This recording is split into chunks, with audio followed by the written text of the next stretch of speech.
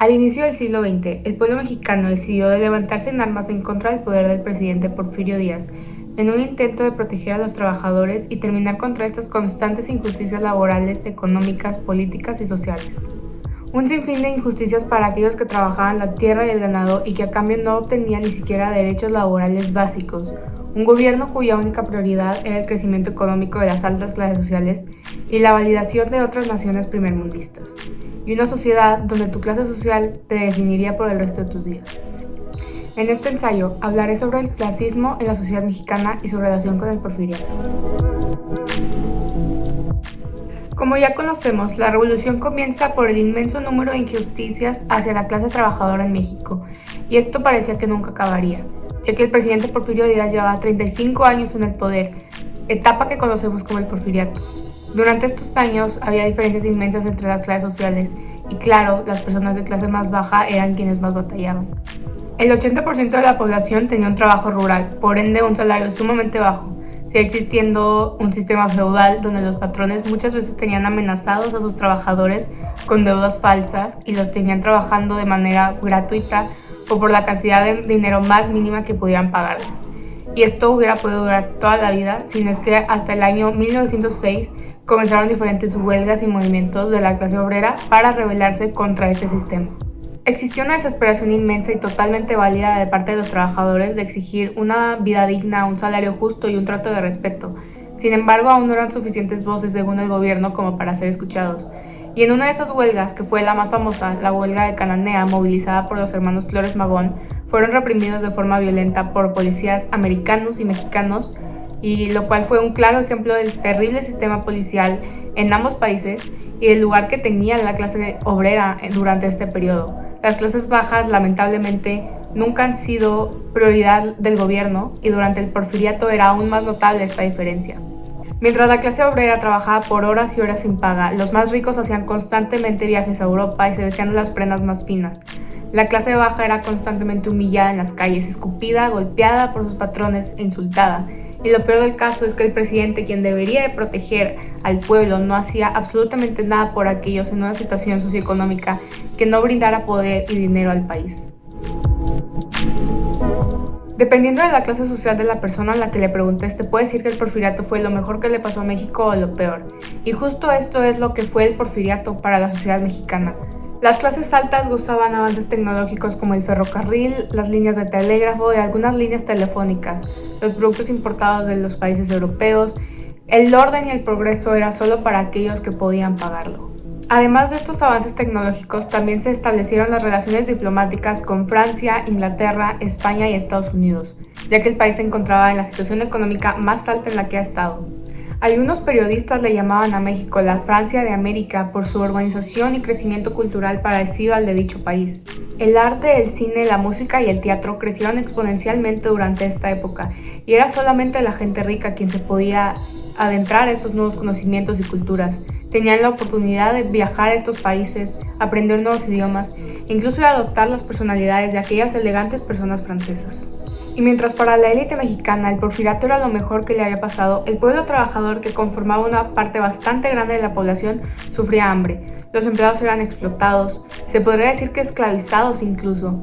La historia se repetía y así como en la época del sistema de castas, no había forma de subir de un nivel socioeconómico. Y es aquí donde nos adentramos al tema del clasismo, la consecuencia negativa más fuerte que surgió del porfiriato. Al haber tanta diferencia entre una persona rica y una persona pobre, y a las cosas que podía acceder una mientras la otra persona no sabía ni siquiera si podría alimentar a su familia, era evidente que comenzarían a surgir comentarios y discriminaciones hacia la clase trabajadora. La sociedad fue dividida entre aquellos que podían adquirir todas estas riquezas, conocimientos y viajes fomentados por Díaz, que estaba fascinado por el arte y la cultura francesa, y aquella clase que no tenía ningún tipo de defensor o representación en el poder. Si analizamos el comportamiento de las clases altas durante el porfiriato, no es difícil darnos cuenta de que a lo que se aspiraba era ser como el ciudadano europeo promedio, obtener el perfil de alguien culto, viajado, de un nivel socioeconómico alto, probablemente alguien de tez clara y cuya riqueza se remontaba a varias generaciones. Por otra parte, las aspiraciones de la clase baja podían simplemente ser tener un techo sobre sus cabezas o alimentar a sus familias. El sistema político fue el causante de esta división social que terminaría causando una revolución. Es inevitable tocar el tema de la sociedad al hablar de las causas de la revolución, pues es la base de aquellos problemas que se volverían políticos y en un futuro culminarían en guerra.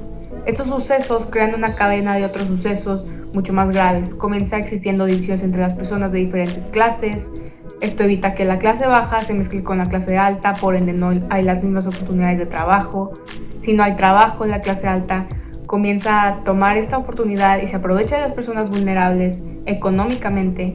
Este aprovechamiento termina en un abuso, lo que causa que el pueblo se rebele y termine en una revolución. Y así con absolutamente todos los sucesos y luchas, no solo en México, sino a nivel mundial. El clasismo y las divisiones sociales son la escoria de la humanidad.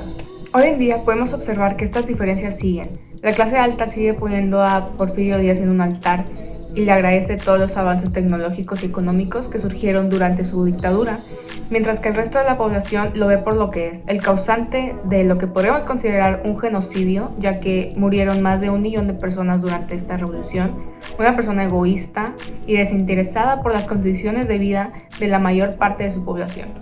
Incluso en las aspiraciones de la sociedad, que aunque no estén directamente relacionadas, se pueden observar restos de ideologías porfiristas, como por ejemplo el irse a estudiar al extranjero y dejar México, consumir más productos hechos en el extranjero porque creemos que están hechos con una mejor calidad, la ideología que la gente es pobre porque quiere, e incluso el término del malinchismo, que aunque venga desde la época colonial, sigue siendo relevante en diferentes etapas de nuestra historia. Para desgracia de todo México, el clasismo sigue siendo un tema sumamente actual que enfrentamos día con día. El porfiriato sin duda dejó abierta una llaga en la sociedad mexicana. Son aquellas diferencias que uno pensaría que quedarían atrás después de que esto fuera lo que causara la revolución, pero aún lidiamos con esto. Ahora, no podemos decir que la revolución no hizo ningún cambio en la sociedad, pues fue una salida sumamente necesaria para el pueblo de la situación en la que se encontraba, y no hay duda que el clasismo cambió, no desapareció, sin embargo dejó de ser tan directo y opresor. En la actualidad, el clasismo sigue siendo un aspecto que oprime a la sociedad y evita que la clase baja obtenga ciertas oportunidades.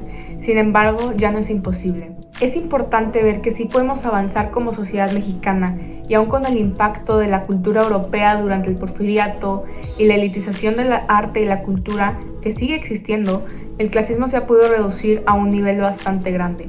El clasismo es una consecuencia de los sucesos que hemos vivido como sociedad mexicana desde la colonización hasta la revolución, y es nuestra responsabilidad el día de hoy como mexicanos, del nivel socioeconómico que seamos, terminar con esta división y permitir que la educación, el trabajo, el arte, la cultura y las oportunidades sean accesibles para cualquier persona.